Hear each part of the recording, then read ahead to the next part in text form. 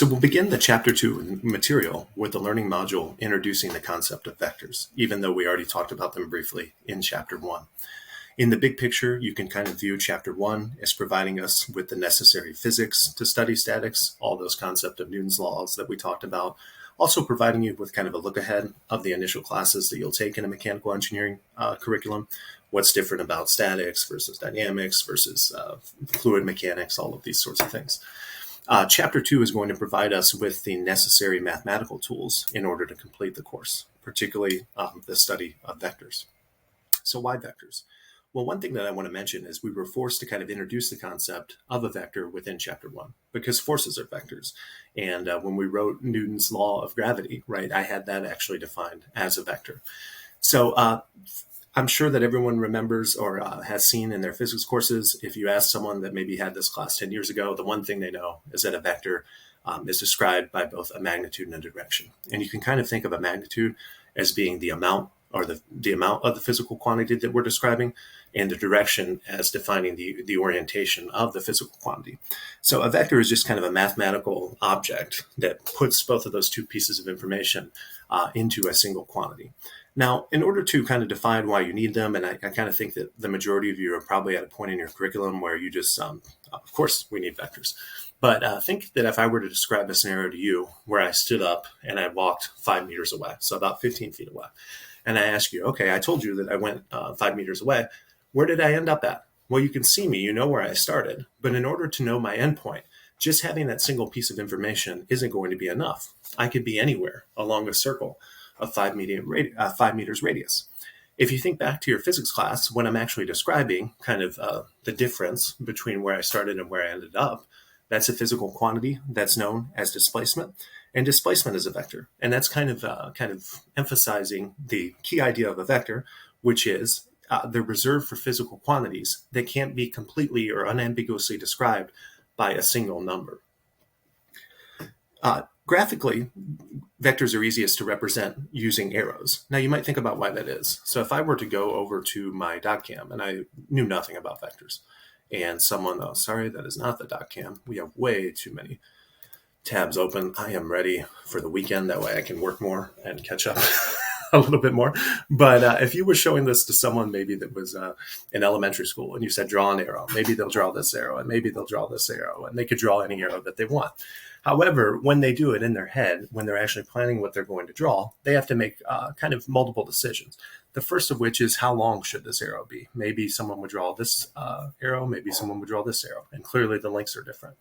They also have to determine kind of the direction to draw. And when we do that as humans, we kind of pick a starting point and we pick an ending point.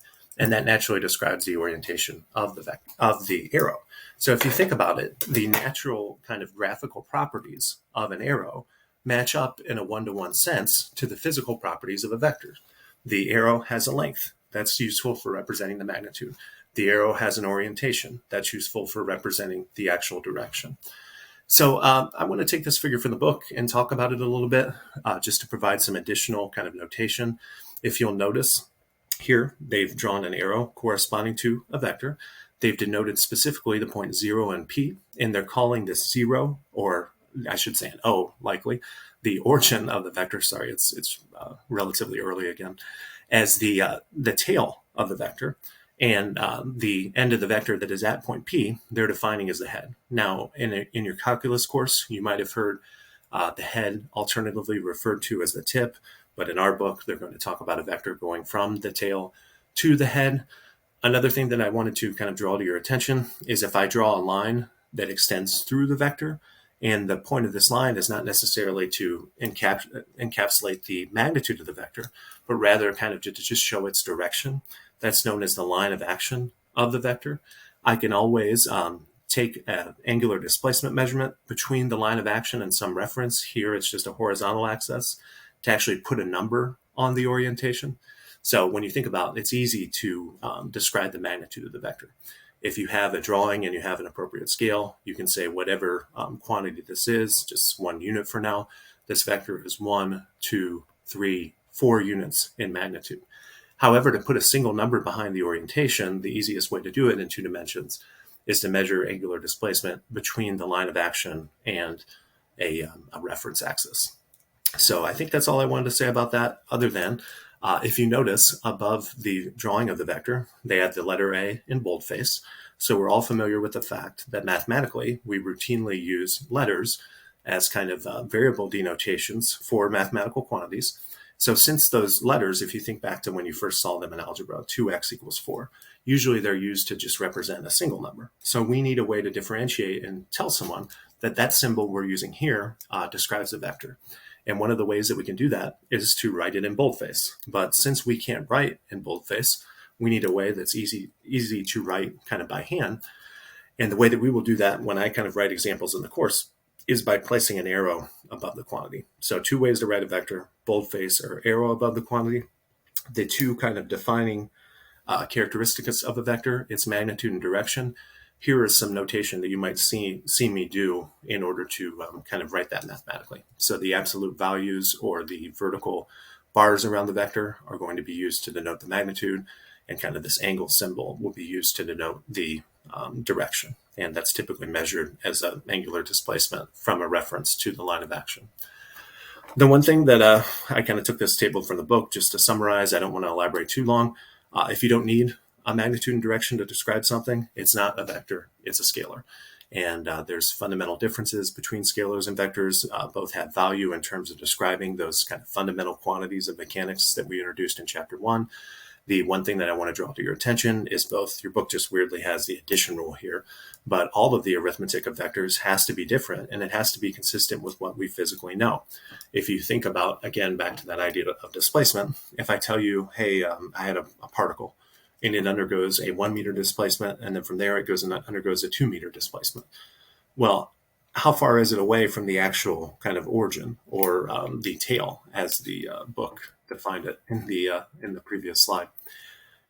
Well, it depends. That physical distance will depend on the relative direction or orientation of the 2 displacements. If they're aligned in the same direction, then you'll just simply add the magnitude of the 2 vectors.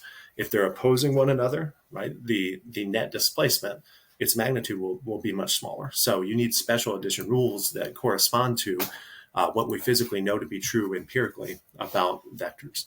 And we talked about the 2 notations that one can use. So let's just do a very quick example. I hate to even do this because we're so fresh into the topic, but thinking back to what we did in chapter 1 to give us an opportunity to reflect and also kind of emphasize a homework problem that the 2 of you that have done the homework so far, that's okay, it's not due till Sunday, have struggled with. I kind of want to make sure that everyone is familiar with what's going on. So we said if you had 2 bodies, 2 rigid bodies, and they have some notion of a center of mass, which we really haven't defined yet, and you can actually denote it in a Cartesian coordinate system, and you draw a straight line that intersects those 2 centers of masses, and you measure a distance between the 2, and you describe the amount of matter in each of these 2 masses by, say, M1 and M2, that they're going to tend to exert a force on one another, and that idea of the on one another part comes from Newton's third law of action and reaction that we talked about in chapter 1. But we said that gravitational force, which now that we've formally defined the notation of a vector, since it's probably easy to convince you that force is a vector, I'll just put an arrow over top of it, and I'll say that that's equal to some proportionality constant, which, as I mentioned in the week 1 lecture, is very small, which is why we will only observe gravitational phenomenon when one of these 2 masses is very large. But these quantities together actually make up the magnitude of the vector. And I think the question asks, well, what physical quantities in kind of the problem setup go into determining the magnitude? And then the answer would be the 2 masses along with the distance. And just to avoid you having to read my writing, I'll put that in quotation. I specifically mean the distance separating the center of masses. Now, why do I know, A, at this point, that this is even a vector, and B, why these parameters uniquely determine the actual magnitude of the vector? Well, if you think back to what I wrote when I initially introduced this concept, I wrote a small r, which kind of looks the same as the r that's in the denominator, and we'll see why that is as we move later on in this chapter to the idea of a position vector. But it didn't have an arrow over top of it. It had a hat over top of it. That's how you read that. And as we'll also see later in this chapter, this is the idea of a unit vector, whenever something has a hat over top of it, it's a unit vector. And the key thing you want to know about unit vectors is that they have a magnitude of 1. So they don't actually influence the magnitude of this vector overall. So all of the magnitude is determined by everything in front of the unit vector. So the second question is, what actually determines the direction? Well, you might recall back to when I introduced this concept in the first chapter, that the line of action of a gravitational force is along this kind of line segment that I've drawn, separating the two bodies. However, since gravity, as we know, is an attractive force, if I call this, say, B1 and this B2, the actual force that B1 exerts on B2 is going to be directed. So we know that it's along this line of action, but it's going to be a force that actually pulls B2 towards B1. So what actually determines the direction? Well, I'm not going to ask you this on a homework. I'm just hoping to build some additional understanding. It's going to be determined by kind of what perspective we're talking about it. Is it the force that B2 exerts on B1 or vice versa? But the key point being is its LOA, or its line of action, is going to be along a line connecting these centers of mass. And we haven't talked about what that means yet either. The book is really weird, in my opinion. So I wanted to just take a minute and go over that homework problem that I said that many of you had a little bit of an issue with. And it looks like I, for whatever reason, I swore I had it up here. Let me see if I can find it real quick. Yeah, here we go. So here is how the homework problem is worded, 1.03. Assume that a non-rotating sphere with mass me and radius re, if an astronaut, certainly assume the Earth, I should say, if an astronaut weighs W on the ground, what is his weight when he is 2 re above the surface of the Earth? So just to show you kind of why I think a lot of you are missing that question, let me go back to the .cam.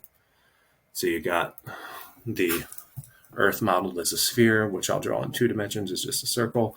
It's got some radius, which we'll call re, and say at this particular point, the astronaut, so I'll kind of break out and show him here, him or her, and it has a weight that is going to be directed kind of directly downward in this case, because just defining the idea here, it's along a line of action between the center of mass of the astronaut and the center of mass of the Earth. So that defines the direction of this gravitational field.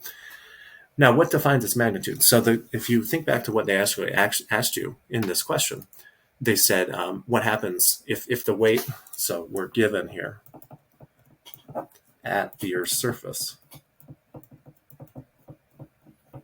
the weight, which is just, recall, in general, we can approximate at the Earth's surface as m times g, where this is the acceleration due to gravity. However, this naturally assumes we're at sea level along the surface of the Earth. So this quantity will change if the distance kind of separating the center of the Earth and the object that has a weight changes. So the question asks, what if he, in this case, is 2 re above the surface of the Earth? And what they mean by that is if this is re, go up here. So if you know that his weight on Earth is some quantity w, note that if you actually increase, if you make, rather than this distance in the denominator of the gravitational force being just re, if all of a sudden it becomes 3 re, then when you square, so the key point here is make r equal 3 re, and then note that for all of the applications of traditional gravity, we'll say it was re. So when you take the square of 3 re, you will get 1/9. So this is how they're getting that answer of actually cutting the weight into by 9. It's due to the fact that gravity is an inverse square law, as we talked about in the first lecture of the course. So hopefully that was helpful. We're getting in right under the 15-minute mark, and that's good because we got a little bit of a homework review in as well. So I'll see you in Learning Module 2.